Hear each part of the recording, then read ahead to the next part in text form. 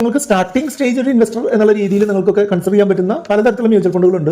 ഞാൻ mutual ഫണ്ടുകളിൽ investment തുടങ്ങിയിട്ടുള്ളത് ഒരു flexi cap ഫണ്ടും ഒരു ഇൻഡെക്സ് ഫണ്ടും ഉപയോഗിച്ചാണ്. ഞാൻ സുബീഷാണ്. റുപ്പിമംഗ് എന്ന് പറഞ്ഞ യൂട്യൂബ് ചാനലിലൂടെയും ആസ്ക് റുപ്പിമംഗ് എന്ന് പറഞ്ഞ വാട്സ്ആപ്പ് സർവീസിലൂടെയും പേഴ്സണൽ ഫിനാൻസുമായി ബന്ധപ്പെട്ട കാര്യങ്ങൾ പറഞ്ഞു തരുന്നത് ഞാനാണ്. ഇൻവെസ്റ്റ് ചെയ്തിട്ട് 1 കോടി രൂപ വേഗത്തിൽ ഉണ്ടാക്കാനായിട്ട് എങ്ങനെ പറ്റും എന്നുള്ളതാണ് എന്നോട് ഒരാൾ ചോദിച്ചത്. ആദ്യമേ പറയട്ടെ, വേഗം, എളുപ്പം പോലുള്ള കാര്യങ്ങൾ സേവിങ്സും ഇൻവെസ്റ്റ്മെന്റുമായിട്ട് കൂട്ടിച്ചേർത്ത് കഴിഞ്ഞാൽ അത് വലിയ പ്രശ്നമാണ്. പെട്ടെന്ന് ആരെങ്കിലും നിങ്ങൾക്ക് വളരെ വലിയൊരു പണം ഉണ്ടാക്കി തരാം, എളുപ്പത്തിൽ നിങ്ങൾക്ക് കുറേയധികം പണം ഉണ്ടാവും എന്നൊക്കെ ആരെങ്കിലും പറഞ്ഞ് നിങ്ങളെ പ്രലോഭിപ്പിക്കുന്നുണ്ടെന്നുണ്ടെങ്കിൽ നമ്മളെ കയ്യിലുള്ള പൈസ പോലും പോകാൻ സാധ്യതയുള്ള ഒരു കാര്യത്തിലേക്കായിരിക്കാം അദ്ദേഹം കൂട്ടിക്കൊണ്ടു പോകുന്നത് എന്ന് നിങ്ങൾ തീർച്ചയായിട്ടും മനസ്സിലാക്കിയിരിക്കണം. ഇക്കാലത്ത് ധാരാളം ചതിക്കുഴികൾ ഇൻവെസ്റ്റേഴ്സിന് മുന്നിൽ ഉണ്ട്. അതിപ്പോൾ മൾട്ടി ലെവൽ മാർക്കറ്റിംഗ് സ്കീമുകളായിട്ടുണ്ട്, അല്ലെങ്കിൽ വളരെ വലിയ പലിശ വാഗ്ദാനം ചെയ്യുന്ന ബാങ്ക് പോലുള്ള സംവിധാനങ്ങളുമായിട്ടുണ്ട്, അതല്ലെങ്കിൽ ട്രേഡിംഗ് നടത്തി ലാഭം ഉണ്ടാക്കി തരാമെന്ന് പറയുന്ന തരത്തിലുള്ള സ്ഥാപനങ്ങളുണ്ട്.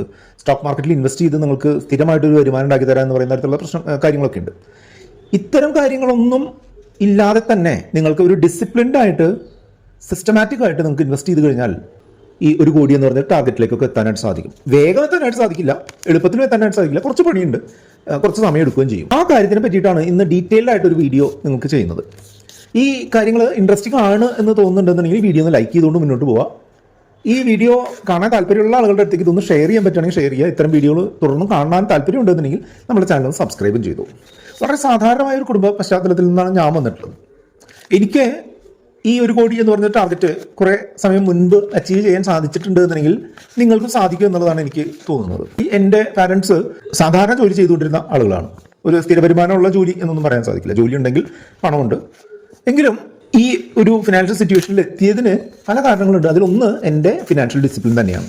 ആ ഫിനാൻഷ്യൽ ഡിസിപ്ലിൻ ഉള്ള ഒരാളാണ് നിങ്ങൾ എന്നുണ്ടെങ്കിൽ നിങ്ങൾക്കും ഞാൻ ചെയ്തിട്ടുള്ളത് പോലെ ഉള്ള കാര്യങ്ങൾ ചെയ്തുകൊണ്ട് നിങ്ങൾക്ക് മുന്നോട്ട് പോകാനായിട്ട് സാധിക്കും. ആ കാര്യങ്ങളിൽ ഞാൻ എന്തൊക്കെ ചെയ്തു എന്നുള്ളത് ഞാൻ നമ്മുടെ പല വീഡിയോകളായിട്ട് എക്സ്പ്ലെയിൻ ചെയ്തിട്ടുണ്ട്. അതിൻ്റെ ഒരു സമ്മറി നിങ്ങൾ ഫോളോ ചെയ്ത് കഴിഞ്ഞിട്ടുണ്ടെങ്കിൽ നിങ്ങൾക്കും അതിലേക്ക് എത്താനായിട്ട് സാധിക്കും എന്നുള്ളത് ഉറപ്പാണ്. 1 കോടി എന്നുള്ളത് വളരെ പ്രധാനപ്പെട്ട ഒരു മൈൽ സ്റ്റോൺ ആണ് എന്നുള്ളത് നിങ്ങൾക്ക് എല്ലാവർക്കും അറിയാം. എൻ്റെ അനുഭവത്തിൽ അത് എത്താനെടുത്തിട്ടുള്ള സമയം എന്ന് പറഞ്ഞിട്ടുണ്ടെന്നുണ്ടെങ്കിൽ ഏകദേശം 10 വർഷമാണ്. ആദ്യത്തെ 1 കോടി രൂപ ഉണ്ടാക്കാൻ എടുത്തിട്ടുള്ള സമയം എന്ന് പറഞ്ഞിട്ടുണ്ടെങ്കിൽ 10 വർഷത്തോളം ആണ് ഞാൻ ഇൻവെസ്റ്റ് ചെയ്തിട്ട് 10 വർഷം കഴിഞ്ഞിട്ടാണ് എനിക്ക് ആ ഒരു ഇതിലേക്ക് എത്താനായിട്ട് സാധിച്ചിട്ടുള്ളത്. പക്ഷേ ആ ഒരു കോടി എന്ന് പറഞ്ഞ ടാർഗറ്റ് എത്തിയതിന് ശേഷം 2 കോടി 3 കോടി ആ ഒരു ലെവലിൽ അതിൻ്റെ ഒരു ഇൻക്രിമെൻറ്റ് വന്നത് അതിനും വളരെ ചുരുങ്ങിയ സമയം കൊണ്ടാണ്. അതിനുള്ള കാരണം എന്താ?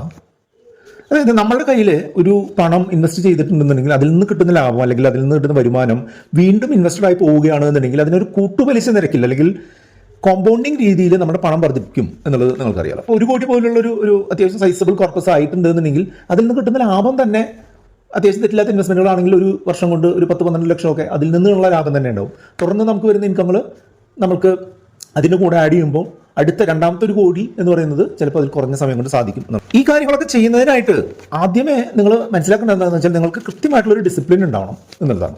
രണ്ടാമത്തെ കാര്യം എന്താണെന്ന് വെച്ചാൽ നിങ്ങളുടെ വരവിന് അനുസരിച്ച് മാത്രമേ, അല്ലെങ്കിൽ വരവിൽ കുറവ് മാത്രമേ നിങ്ങൾ ചിലവ് ചെയ്യാൻ പാടുള്ളൂ എന്നുള്ളതാണ്. പിന്നെ എപ്പോഴും മനസ്സിലാക്കേണ്ടത് ഈ 1 കോടി ഉണ്ടാവുക എന്നുള്ളത് സമയമെടുക്കുന്ന പ്രോസസ്സാണ് എന്നുള്ളത് നിങ്ങൾ മനസ്സിലാക്കിയിരിക്കണം. എപ്പോഴും ഒരു സ്മാർട്ടായിട്ട് ചിന്തിക്കാനുള്ള, സെൻസിബിളായിട്ട് ചിന്തിക്കാനുള്ള ഒരു മൈൻഡ് സെറ്റ് ഉണ്ടാവണം എന്നുള്ളതാണ്.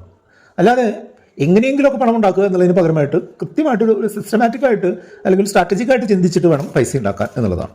എന്നാൽ മാത്രമേ നമ്മൾ ഉണ്ടാക്കുന്ന പൈസ നമ്മുടെ കയ്യിൽ നിലനിൽക്കുകയുള്ളൂ. അത് നമുക്ക് നമ്മുടെ ആവശ്യങ്ങൾക്കായിട്ട് മുന്നോട്ട് കൊണ്ടുപോകാനായിട്ട് വരും. ഏറ്റവും പ്രധാനമായിട്ട് വേണ്ടത് നിങ്ങൾക്ക് ഒരു സ്റ്റേബിൾ ആയിട്ടുള്ള ഇൻകം സോഴ്സാണ്.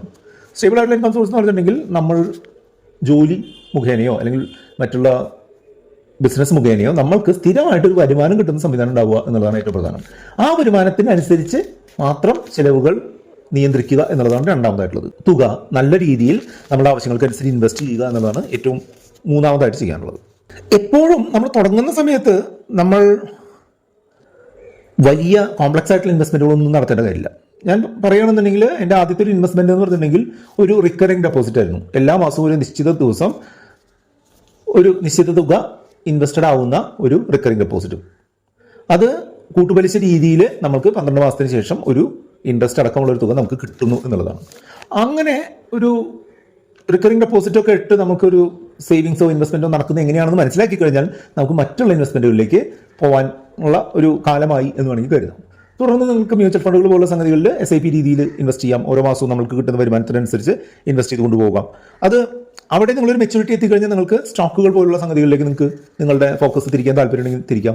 അതല്ലാന്നുണ്ടെങ്കിൽ ഗോൾഡ് പോലുള്ള ഇൻവെസ്റ്റ്മെന്റുകൾ, അതല്ലാന്നുണ്ടെങ്കിൽ ചെറിയ റിയൽ എസ്റ്റേറ്റ് രീതിയിലുള്ള ഇൻവെസ്റ്റ്മെന്റുകൾ, അങ്ങനെ നമ്മളുടെ ഇൻവെസ്റ്റ്മെന്റുകളിൽ ഒരേ തരം സംഗതികൾ മാത്രം ആവി പോകരുത് എന്നുള്ളതാണ് നമ്മൾ ഏറ്റവും പ്രധാനപ്പെട്ട കാര്യമായിട്ട് ശ്രദ്ധിക്കുന്നത്. ഇപ്പോൾ ഒരു കോടി രൂപയുള്ള ഒരാൾക്ക് ഒരു 5 ലക്ഷം രൂപയൊക്കെ ഗോൾഡിലാവാം, ഒരു 10-20 ലക്ഷം രൂപയുടെ റിയൽ എസ്റ്റേറ്റ് ആവാം, പിന്നെ ഒരു 10-20 ലക്ഷം രൂപയുടെ ഫിക്സഡ് ഡെപ്പോസിറ്റുകൾ, റിക്കറിംഗ് ഡെപ്പോസിറ്റുകൾ, ബോണ്ടുകൾ, കടപ്പത്രങ്ങളൊക്കെ ആവാം. ബാക്കിയുള്ള ഒരു 55 ലക്ഷം രൂപ നമ്മൾ ഇക്വിറ്റി ബേസ്ഡ് ആയിട്ടുള്ള സ്റ്റോക്കുകളിലും മ്യൂച്വൽ ഫണ്ടുകളിലും ലോങ് ടേമിലേക്ക് വേണ്ടി നിക്ഷേപിച്ചു കൊണ്ടുപോവുക എന്നുള്ളതാണ് നമ്മൾ ചെയ്യേണ്ടത്. ഞാൻ അത്തരമൊരു പോർട്ട്ഫോളിയോ രീതി ഫോളോ ചെയ്യുന്ന ആളാണ്. ഈ 1 കോടി എന്നുള്ള ഒരു ടാർഗറ്റിലേക്ക് എത്തണമെന്നുണ്ടെങ്കിൽ നമ്മൾ ഓരോ വർഷവും ഒരു നിശ്ചിത രീതിയിൽ ഇൻവെസ്റ്റ് ചെയ്യുന്നതോടൊപ്പം തന്നെ നമ്മളുടെ ഇൻവെസ്റ്റ്മെൻറ്റ് അല്ലെങ്കിൽ സേവിങ്സ് ഓരോ വർഷവും കൂട്ടിക്കൊണ്ടുപോകാനായിട്ട് ശ്രമിക്കണം എന്നുള്ളതാണ്. അങ്ങനെ ഒരു നിശ്ചിത തുക കൃത്യമായിട്ട് ഇൻവെസ്റ്റ് ചെയ്യുകയും ഓരോ വർഷവും അത് ഇൻക്രിമെന്റ് ചെയ്ത് പോവുകയും ചെയ്തു കഴിഞ്ഞിട്ടുണ്ടെന്നുണ്ടെങ്കിൽ നമ്മൾ ഒരു വർഷം ഒരു 10,000 രൂപ നിക്ഷേപിച്ചിട്ടുള്ള ഒരാളാണ് എന്ന് കരുതുക. ഈ 10,000 രൂപയിൽ ഒരു 10% ലാഭം എന്നുള്ള രീതിയിൽ 11,000 രൂപയായി ഒരു വർഷത്തിന്റെ അവസാനം. രണ്ടാമത്തെ വർഷം ഈ 11,000 രൂപ പ്ലസ് ആ വർഷത്തെ 10,000 രൂപയും അടക്കം 21,000 രൂപയായിരിക്കും രണ്ടാമത്തെ വർഷത്തിന്റെ അവസാനം നമുക്ക് ഉണ്ടാവുക.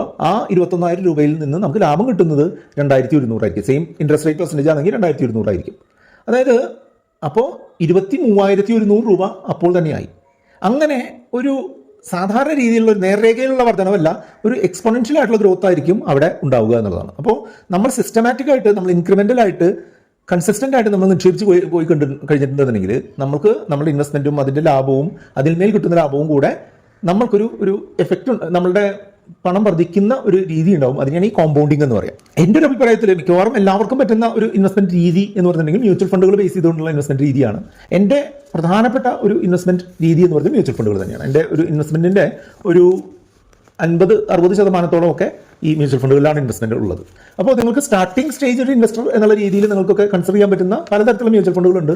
ഞാൻ മ്യൂച്വൽ ഫണ്ടുകളിൽ ഇൻവെസ്റ്റ്മെന്റ് തുടങ്ങിയിട്ടുള്ളത് ഒരു ഫ്ലെക്സി ക്യാപ് ഫണ്ടും ഒരു ഇൻഡെക്സ് ഫണ്ടും ഉപയോഗിച്ചാണ്. ഇപ്പോഴത്തെ സിറ്റുവേഷനിൽ പറയുകയാണെന്നുണ്ടെങ്കിൽ പരാഗ് പരീഖിന്റെ ഫ്ലെക്സി ക്യാപ് ഫണ്ടും HDFC index fund Sensex plan എന്ന് പറഞ്ഞിട്ടുള്ള ഒരു ഫണ്ടും, ആ 2 ഫണ്ടുകളിൽ ഈക്വലായിട്ട് ഇൻവെസ്റ്റ് ചെയ്തുകൊണ്ട് നിങ്ങൾക്ക് മുന്നോട്ട് പോകുന്നത് നിങ്ങളുടെ ഒരു ഇൻവെസ്റ്റ്മെന്റ് ജേർണി മ്യൂച്വൽ ഫണ്ട് വഴി തുടങ്ങുന്നതിനായിട്ട് നിങ്ങൾക്ക് തീർച്ചയായിട്ടും ഹെൽപ്ഫുൾ ആവും. അപ്പോൾ ഈ വീഡിയോയിൽ നിങ്ങൾക്ക് ഇൻവെസ്റ്റ്മെന്റ് തുടങ്ങി എങ്ങനെ 1 കോടി രൂപ പോലുള്ള ഒരു ടാർഗറ്റിലേക്ക് എത്താം എന്നുള്ളതിന് ഏകദേശം ഒരു ഡയറക്ഷൻ കിട്ടിയെന്ന് മനസ്സിലാക്കുന്നു. ഇതിനെപ്പറ്റി കൂടുതൽ എന്തെങ്കിലും അറിയാനുണ്ട് എന്നുണ്ടെങ്കിൽ നിങ്ങൾക്ക് നമ്മുടെ വാട്സ്ആപ്പ് നമ്പറായിട്ടുള്ള 8848030018 നിങ്ങൾക്ക് കോൺടാക്ട് ചെയ്യാം. വീഡിയോ ലൈക്ക് ചെയ്യാനും കമന്റ് ചെയ്യാനും കൂട്ടുകാരുമായിട്ട് ഷെയർ ചെയ്യാനും മറക്കരുത്. ഇതുമായിട്ട് ബന്ധപ്പെട്ട് 2 വീഡിയോകളാണ് ഇവിടെ കാണുന്നത്. കണ്ടുകൊണ്ട് നമുക്ക് മുന്നോട്ട് പോകാം.